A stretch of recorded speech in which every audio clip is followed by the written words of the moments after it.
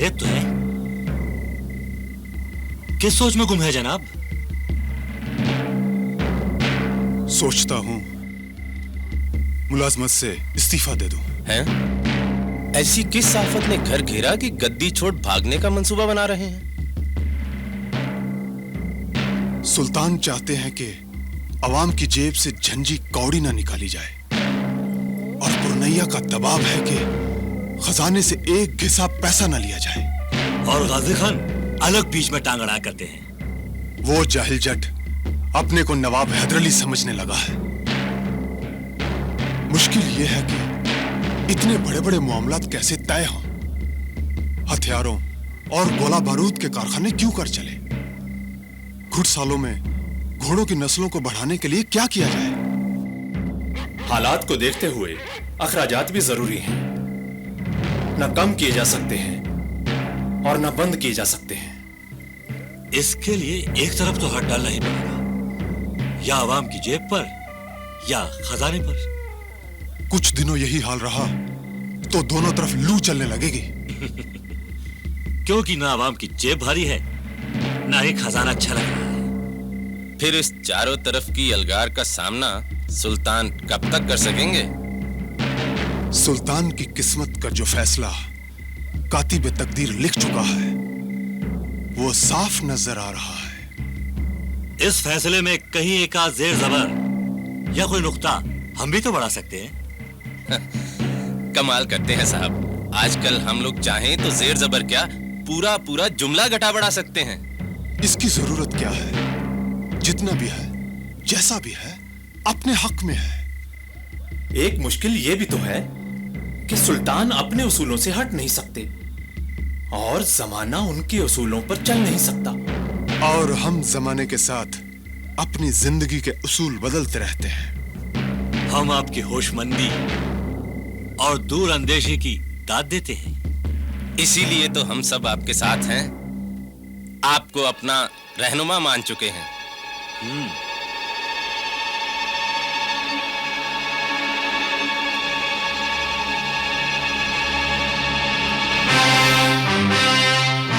It's disgusting.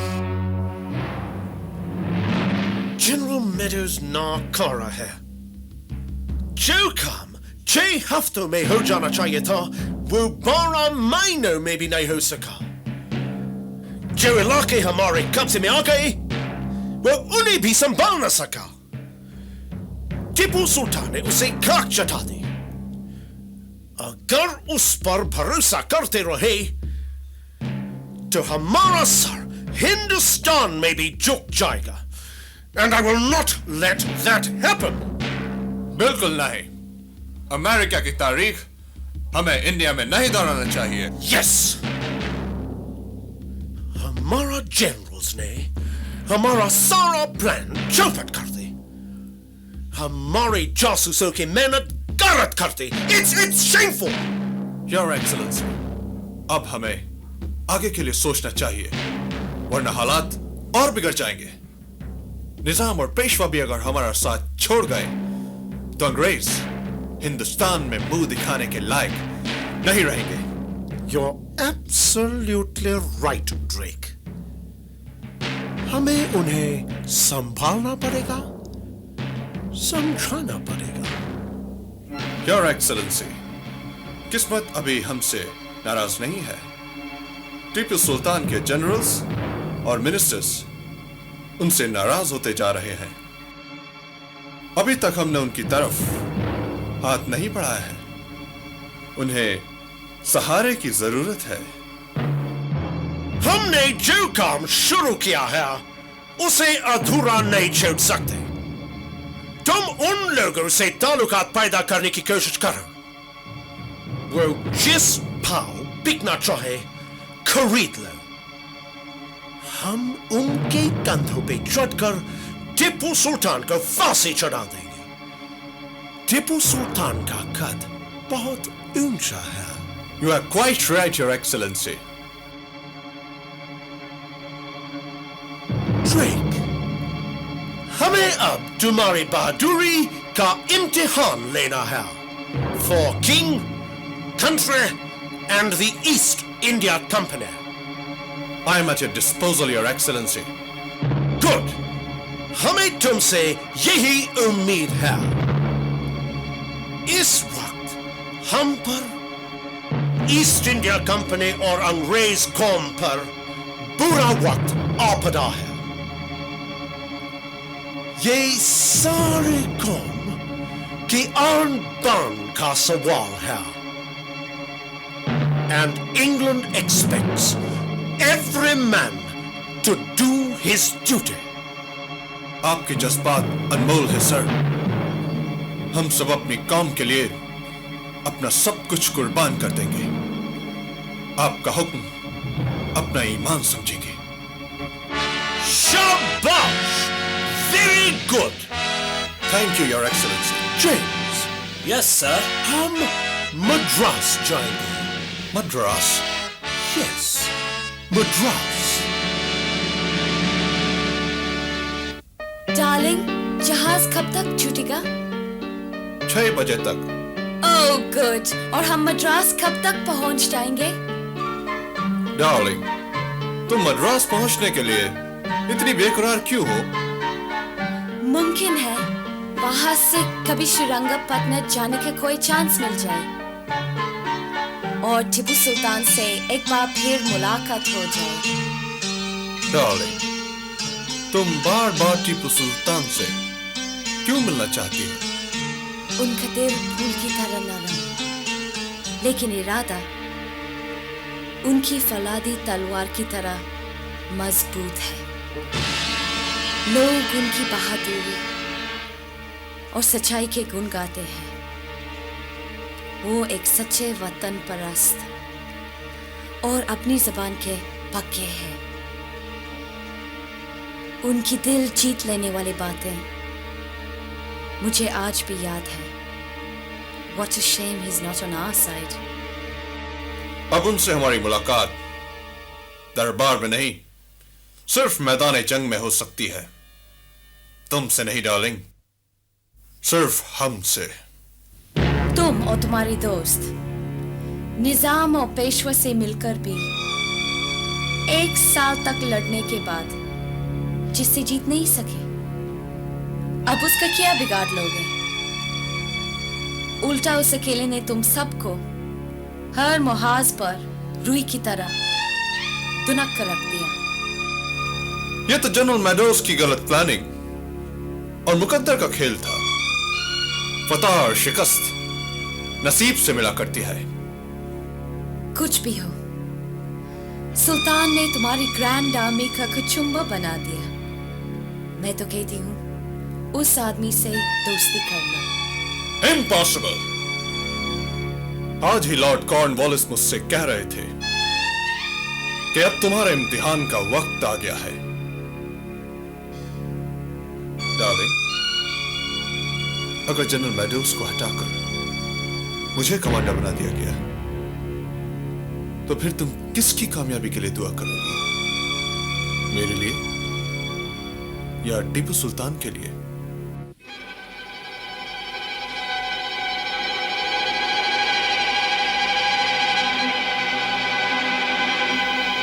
जो भी हक पर होगा।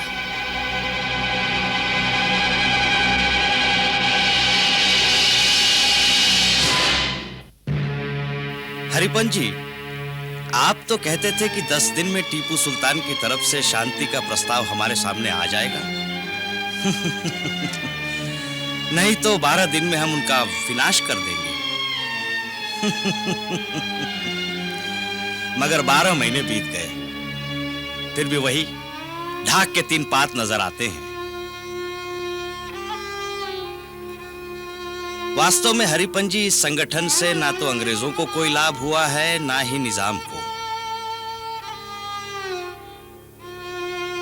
और हमारा तो कौमी नुकसान के साथ जाती अपमान भी हुआ है। हम सभी ने टीपू सुल्तान की ताकत का गलत अंदाजा किया था। तमाम मोर्चों पर उन्होंने बल के साथ बुद्धि का भी इस्तेमाल किया है। और सुल्तान विरोधी अपनी सेना और बल के घमंड में पीछे रह गए, है ना? खैर जो भी हुआ है, हमें इसका सुधार तो करना ही होगा।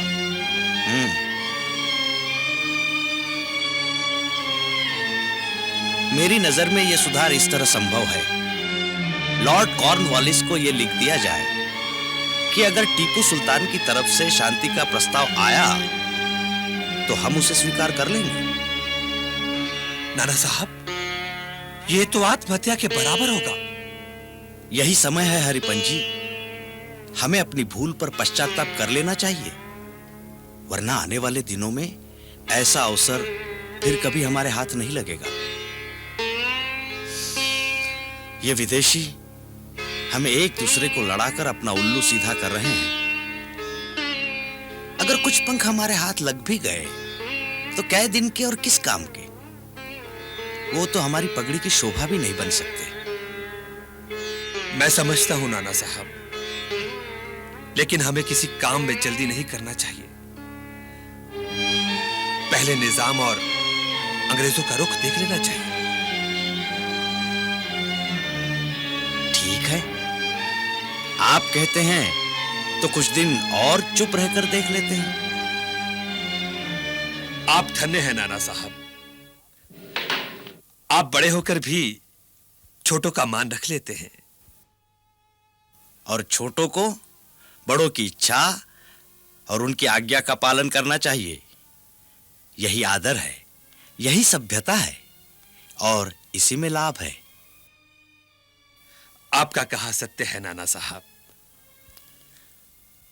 अच्छा हरिपंत जी, अगर अंग्रेजों की तरफ से या निजाम की तरफ से कोई सूचना प्राप्त हो तो हमें जरूर सूचित कीजिएगा। जी।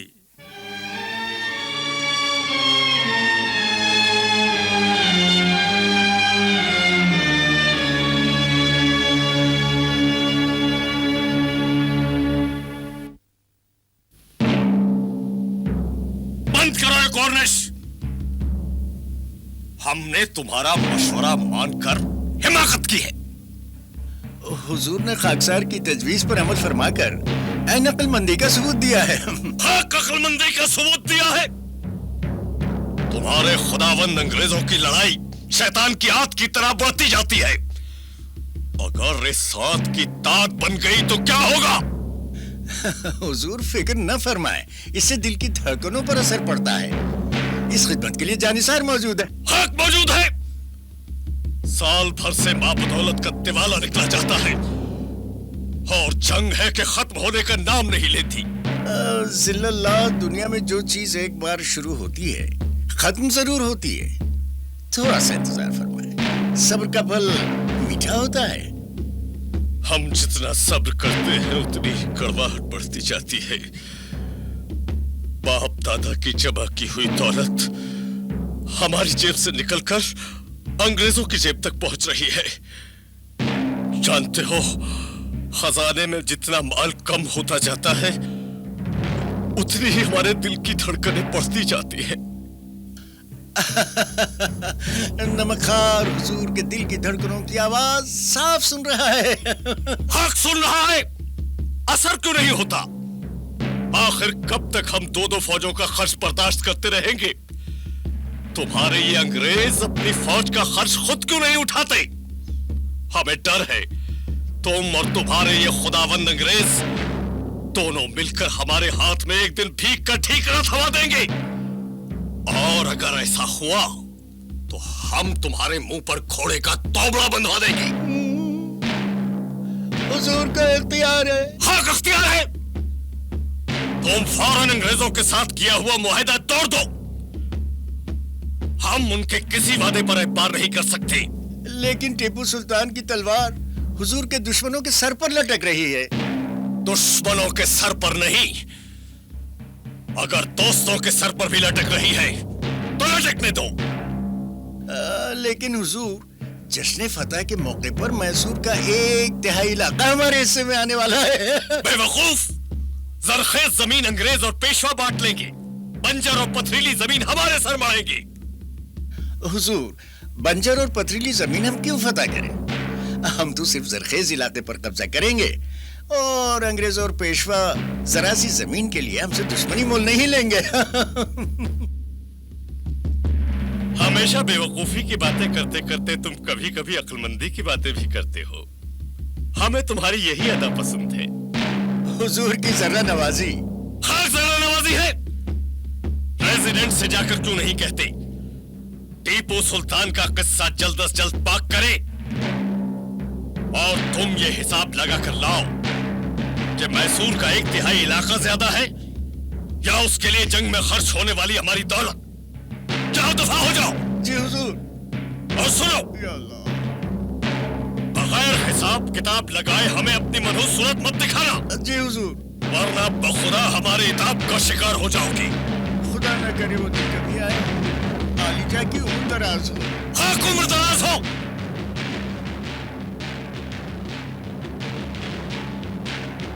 कम वक्त जब भी आता है हमारे दिल की धड़कनें बढ़ जाता है।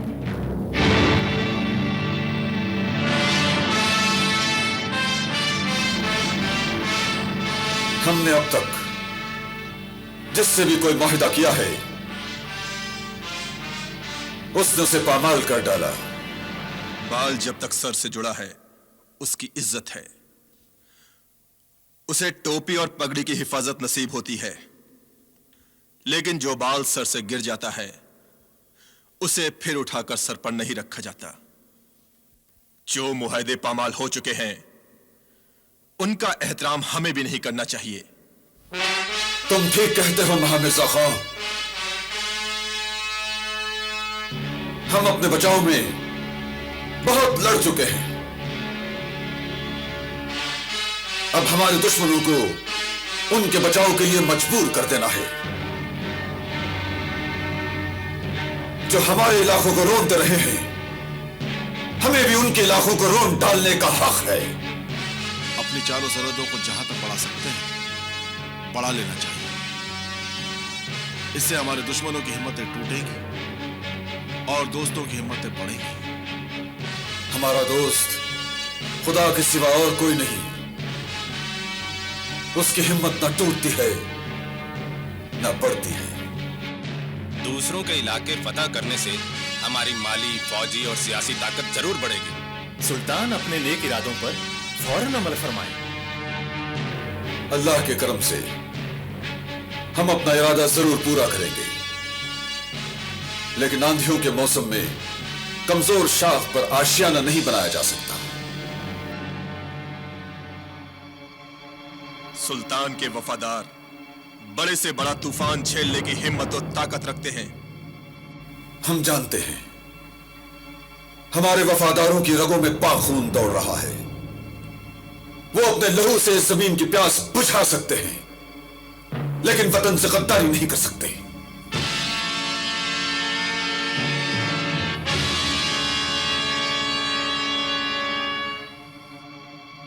सुल्तान के नक्शे कदम पर चलकर नमकखार कुर्बानी के जज्बे से सरशार है। अपनी जमीन की हिफाजत की जिम्मेदारी ने एक मुद्दत से सुल्तान के सिपाहियों को पूरी तरह जाबाजी के जौहर दिखाने का मौका नहीं दिया है। गुलाम हाथ जोड़कर अर्ज करता है कि ऐसी लड़ाइयों में खर्च बहुत होता है और कामयाबी कम मिलती है, क्योंकि हर शख्स अपनी चीज के लिए जान की बाजी लगाकर लड़ता है। मीर सादिक साहब, आपको सिर्फ खर्च की फिक्र रहती है, कभी आपने आन बान के बारे में भी सोचा है? मीर सादिक साहब, हमारा इरादा अटल है। वहदहू ला शरीक के अलावा हमारा फैसला बदलवाने की ताकत किसी में नहीं। न पैसे और फौज की कमी, न गद्दारों की कसरत, न वफादारों की किल्लत, न अपनों की मोहब्बत, न गैरों की अदावत, न हालात की शिद्दत, न मौसम की सख्ती। हम जो कहते हैं वो करके रहते हैं। बेशक फैसले बदल लेने से हुकूमतें भी बदल जाया करती हैं। हम अपनी तलवार म्यान में ना रखने का फैसला कर चुके हैं। लश्कर तैयार किया जाए।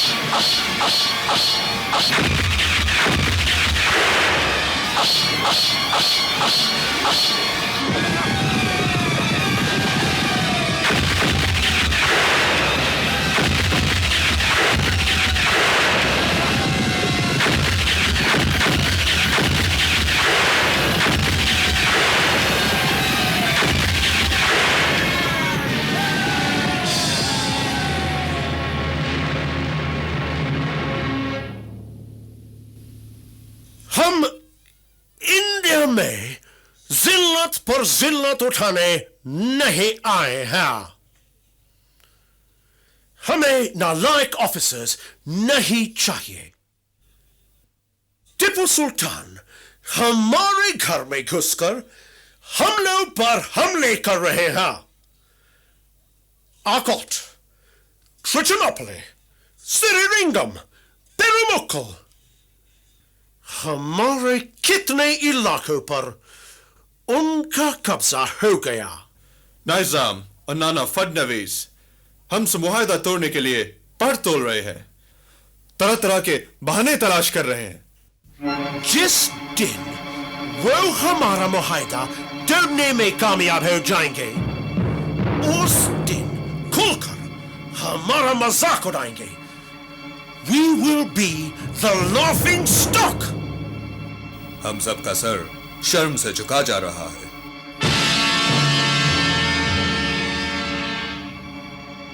और टिपू सुल्तान का सर फख्र और घमंड से बुलंद होता जा रहा है। सर, खराबी मेरे प्लान की नहीं, मेरे जूनियर्स की बुज़दिली और फौज के दिल पर टीपू सुल्तान की हैबत है। इसलिए फौज कई मोर्चों पर नहीं लड़ सकी। फौज लड़ती नहीं, लड़ाई जाती है।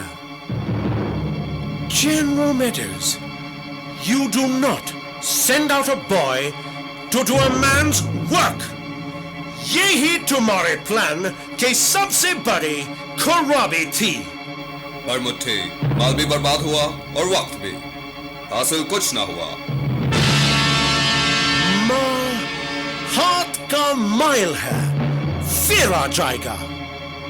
But time and tide waits for no one. एक सेकंड लाखों पाउंड से ज्यादा कीमती होता है। We have wasted a whole year. लाखों सिपाही, दोस्तों के ताल्लुकात, मालिकों का भरोसा, our self-respect, all down the drain. सबसे बड़ा नुकसान तो अब पहुंचेगा जब टीपू सुल्तान के हाथों हुई हमारी इस कंडीशन पर हिंदुस्तान के हुक्मरान हंसेंगे।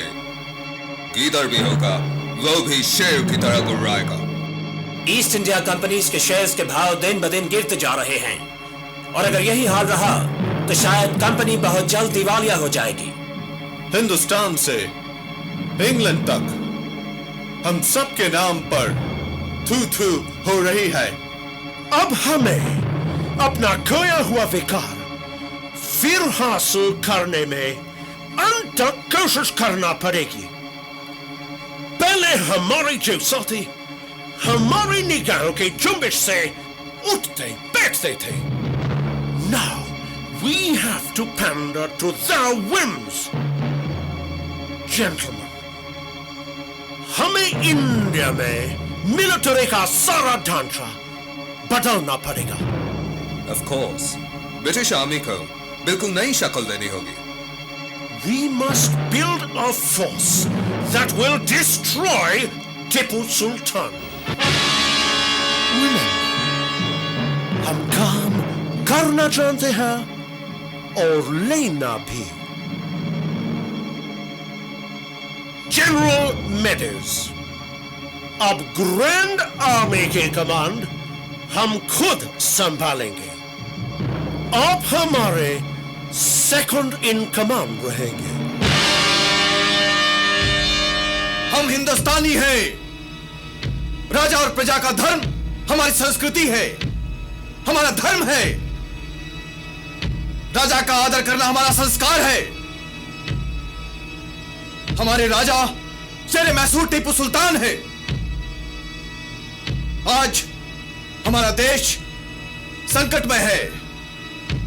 विदेशी राक्षसों ने हमारे देश पर आक्रमण किया है। टीपू सुल्तान देश की रक्षा के लिए तन मन धन से जुटे हुए हैं। हम सबको अपने इस देश रक्षक का बाहुबल बढ़ाना है। अपने सुल्तान के पग से पग मिलाकर, कंधे से कंधा मिलाकर रणभूमि में शत्रु से युद्ध करना है, अपनी जन्मभूमि की रक्षा करनी है, अपनी पवित्र भूमि को अपवित्र होने से बचाना है। याद रखो, आज जो कायरता दिखाएगा वो देशद्रोही कहलाया जाएगा। जो देश के लिए प्राण त्याग देगा उसे आने वाली संतानें देश प्रेमी कहकर याद करेंगी। हमें सूचना प्राप्त हो रही है कि देशद्रोही फिरंगियों के गुप्तचर बन गए हैं। ऐसे लोगों को सूली पर चढ़ाया जाएगा, उनके घर ढाकर उन पर हल चलवाए जाएंगे, जोरू और बच्चे बंदी बनाए जाएंगे। सल्तनत खुदादाद की हर छावनी में युवकों की भर्ती हो रही है। अधिक से अधिक संख्या में युवकों से सेना में भर्ती होने की प्रार्थना है। सल्तनत खुदादाद जिंदाबाद, लक्ष्मण राव जिंदाबाद, सल्तनत खुदादाद जिंदाबाद, लक्ष्मण राव जिंदाबाद, सल्तनत खुदादाद जिंदाबाद। ये कौन जवान था? सुल्तान महल के मुहाफिजों का सरदार लक्ष्मण राव और उनके नायक मलिक मोहम्मद।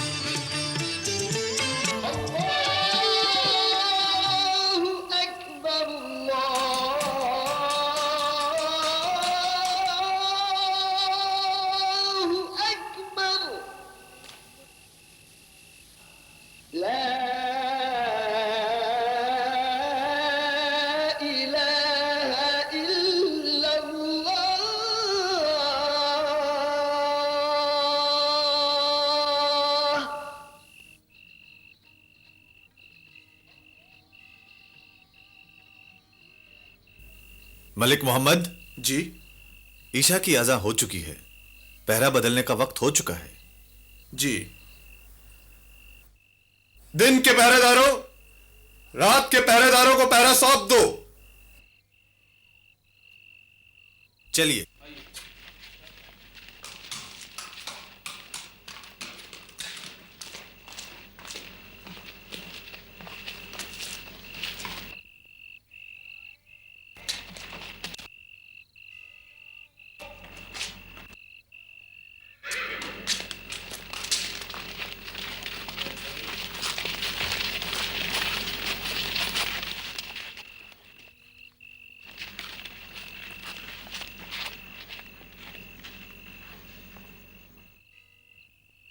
नमस्कार पुर्णैया जी।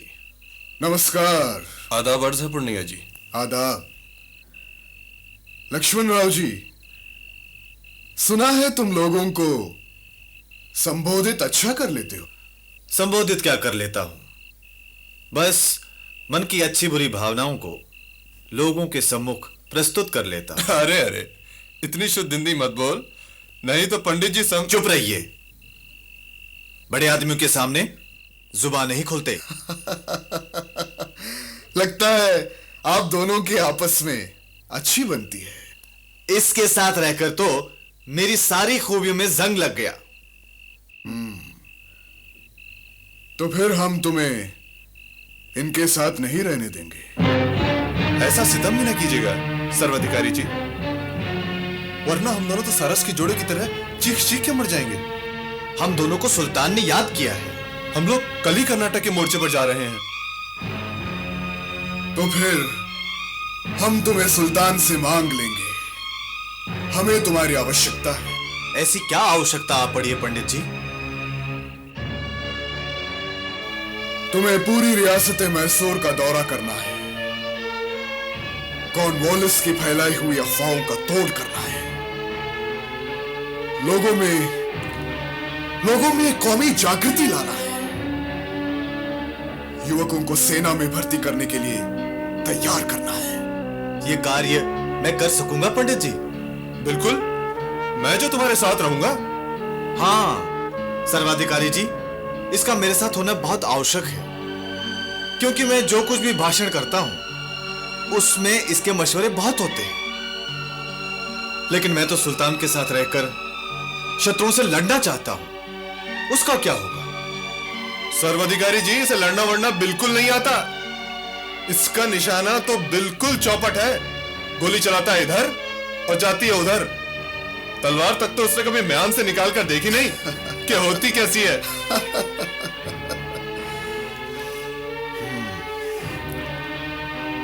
तुम दोनों काम के आदमी हो।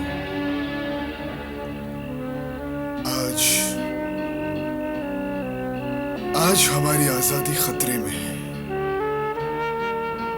देशवासियों को आज के हालात के बारे में बताना है, कल की ऊंच नीच समझाना है, उनमें भाईचारे की भावना बढ़ाना है, उनके मन से फिरंगियों, पेशवा और निजाम की संगठित सेनाओं का भय निकालना है। अपने राज्य, घर परिवार, मान मर्यादा और स्त्रियों की लाज रक्षा का जोश दिलाना है। इसके बाद रणभूमि में भी उतरने का अवसर मिलेगा।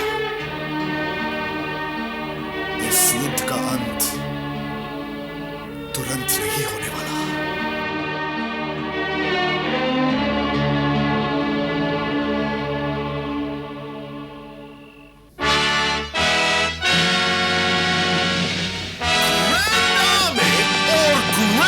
बना दी गए हैं।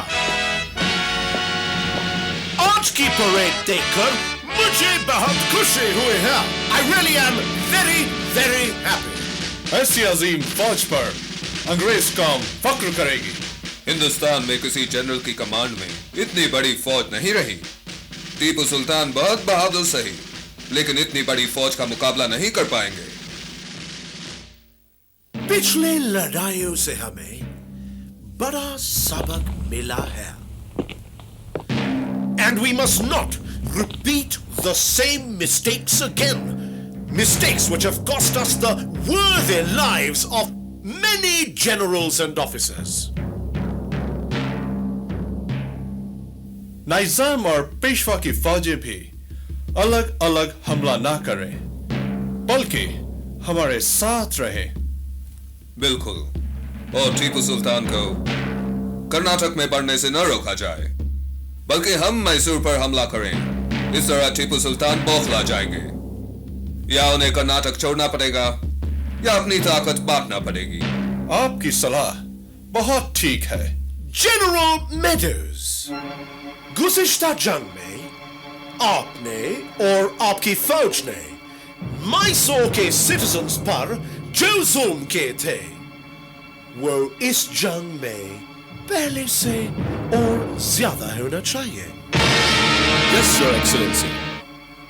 ऐसे जुल्म ढाए जाएंगे जो ना पहले कभी देखे गए हो, ना आइंदा कभी देखे जाएं। जो किले और बस्तियां बगैर किसी मुकाबले के सरेंडर हो जाएं, उन्हें अपने जागीर समझकर माफ कर दिया जाए। Yes your excellency. हमने पूरे मैसूर में जासूस फैला दिया है, जो वहां के लोगों के दिलों में हमारा खौफ बैठा रहे हैं, टीपू सुल्तान से नफरत दिला रहे हैं। Perhaps Tipu Sultan will be unable to counter this strategy.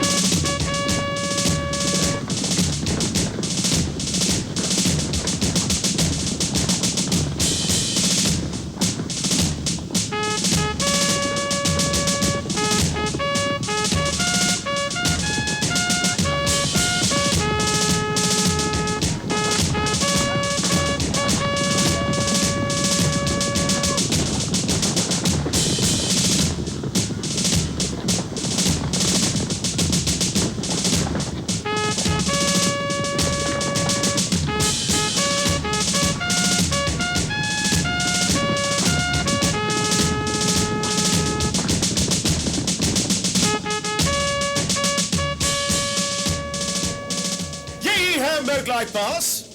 Yes your excellency, इसी को मुगलाई पास कहते हैं। अंदर बहुत तंग है और रास्ता भी बड़ा ऊंचा नीचा है।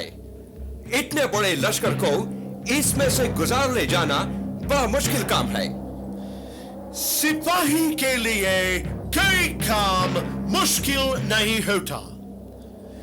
Meadows, you should have been a teacher, not a soldier. Your excellency, इस जगह से सल्तनत खुदादाद की सरहद शुरू होती है। इस मुगलाई पास के उधर हमारी मंजिल है। हम कोलार को सबसे पहले रोंदेंगे। फॉरवर्ड!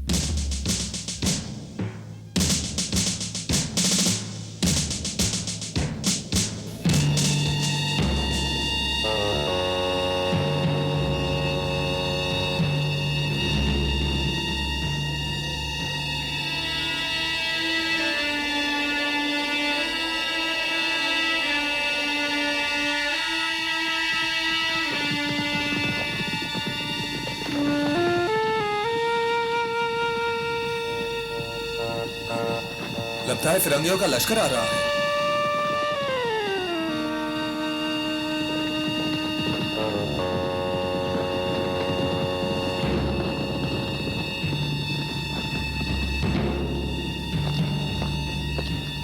फिरंगियों का बहुत भारी लश्कर हमारे किले की तरफ आ रहा है। सरदार, हम लोगों की इस टिटितल फौज के सामने कोई गिनती नहीं, लेकिन बगैर लड़े किला उनके हवाले नहीं करेंगे। इससे पहले तुम उनके पास जाके ये मालूम तो करो कि वो क्या चाहते हैं। अरे किला चाहते हैं और क्या चाहते हैं, इसमें मालूम करने की बात ही क्या है। जो तुम समझ रहे हो वही हम समझ रहे हैं, लेकिन कायदा कानून भी कोई चीज होती है। दूसरी ये कि अगर तुम जाओगे तो उन लोगों को ये पता भी नहीं लगेगा किले में कितनी फौज है।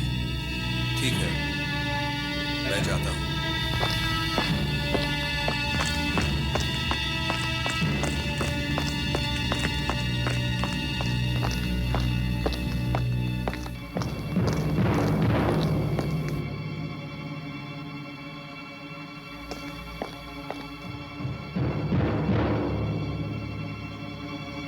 मिर्जा, संभल कर, सफेद झंडा बुलंद कर लेना।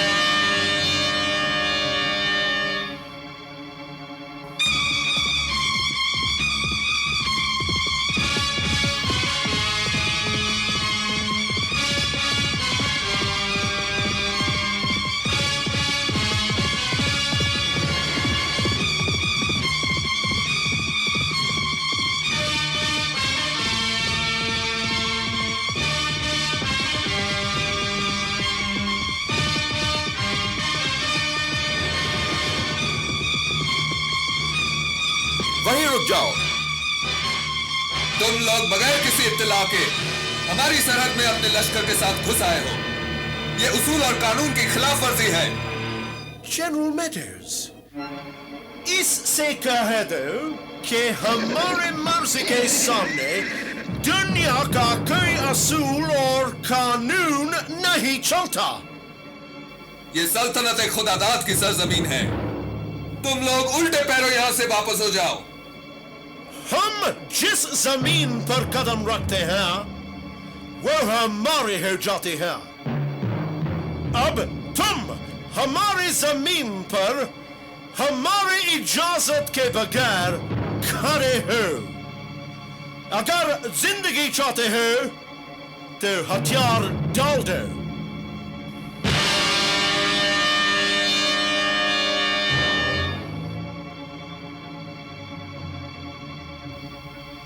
हम अपने सरदार से पूछकर ही जवाब दे सकते हैं। तुम लोग यहीं ठहरो, हम आते हैं। इसे कह दो कि हम इसके पीछे आएंगे। हमें जवाब नहीं, किला चाहिए। खबरदार, जो हमारी इजाजत के बगैर एक कदम भी आगे बढ़ा तो नतीजा अच्छा नहीं होगा।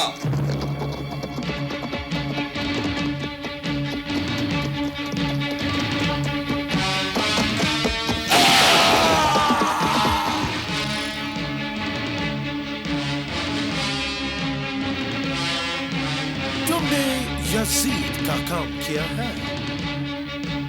दुनिया की तारीख गवाह है, एलची को सिर्फ उसके दरबार में कत्ल किया गया था। मैंने उसका सफेद झंडा जमीन पर गिरने के बाद उस पर गोली चलाई है। उसकी तलवार का होना गवाह है। वो एलची नहीं, सिपाही था। फतह कर, शहर को लूट कर आग लगा दो।